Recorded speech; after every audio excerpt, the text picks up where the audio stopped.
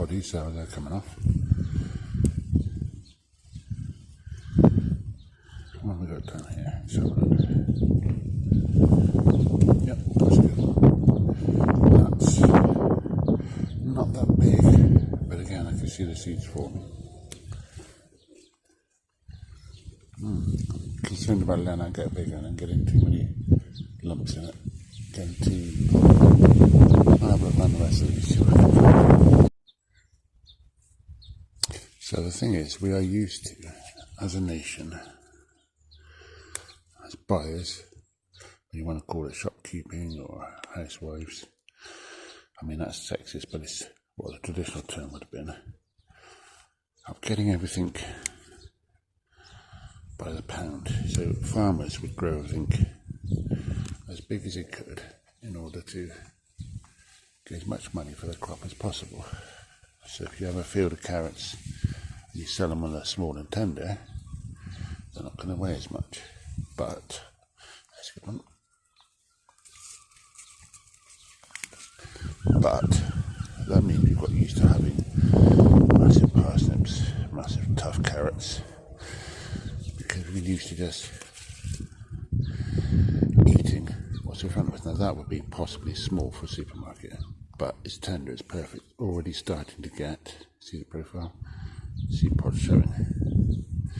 So that's getting a bit, not perfect, past its best. But something like this, not much to it, but there's no lumps in it. So yeah, you got to get used to when you're growing your own, or growing the smaller stuff. Now you'll find in fancy restaurants, or if you can't afford fancy restaurants like me, you just sit on the cooking programs, they use smaller veg. I mean, typically that size, because it's more tender, it's more intense flavour, and it's easier to eat and digest, and you don't want fibrous stuff. But it was always underground, there's only small baby carrots. Yeah, you want to take that to an extreme, you've got microgreens.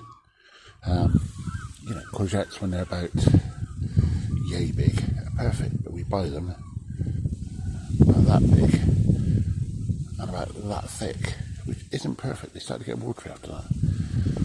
So don't go going for the biggest you possibly can, unless that's what the variety is. We're in competition, but get something that's tender and more enjoyable. Okay, we are now on Sunday 20th of July. Sweet corn, as you can see, is flowering. Yes, that's the flowers, that's a male flower. There's the female. And they are, let's see, that is chest height to me. So we're looking maybe a metre and a half. I'd say that's a good 5.5 foot. They're not all that size, but the majority are. And yeah, flowering well. I'm hoping the rain, getting those tassels damp, hasn't stopped things from pollinating properly, but we'll have to wait and see. Nice to see lots of ladybirds about. Not that these really suffer from aphids, but if they're there, they can fly around and find aphids somewhere else. Yeah, we'll see how that goes. Just heading into the polytunnel, I can already see cucumber or gherkiness making its way now, which is good. A little bit of white mildew on the bottom, and that's normally caused by water when you're watering from a can with a rose or without a rose splashing on the leaf.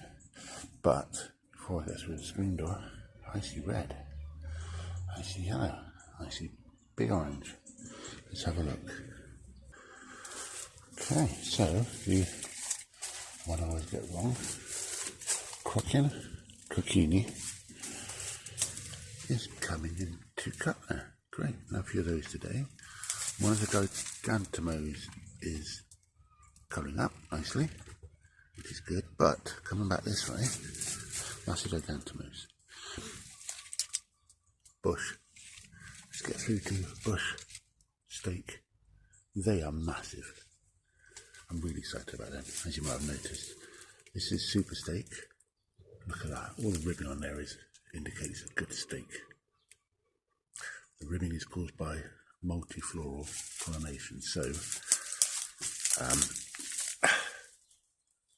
flowers are doubled or trebled up, all been pollinated together, all fused together. That's where you get the ribbing. However, the old bush steak, that's normal single flowers, it just produce, genetically inclined to produce the bigger fruits. But then, that's a gigantamo.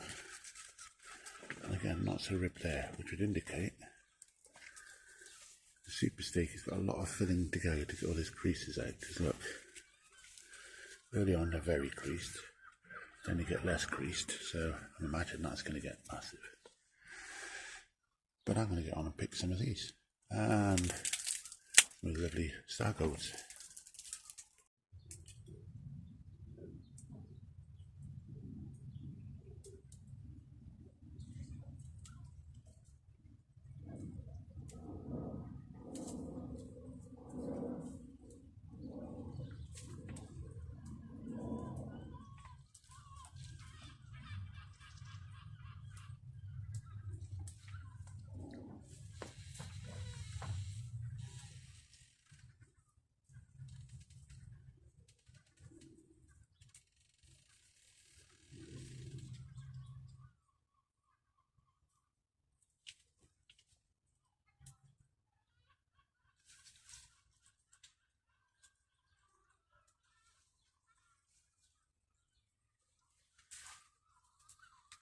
Now, in an attempt to get more light in here, you can actually now see those. Look, I mean, that's my hand. Those massive bush steaks. That really can look nice. It's nice to see big fat bumblebees around doing their job.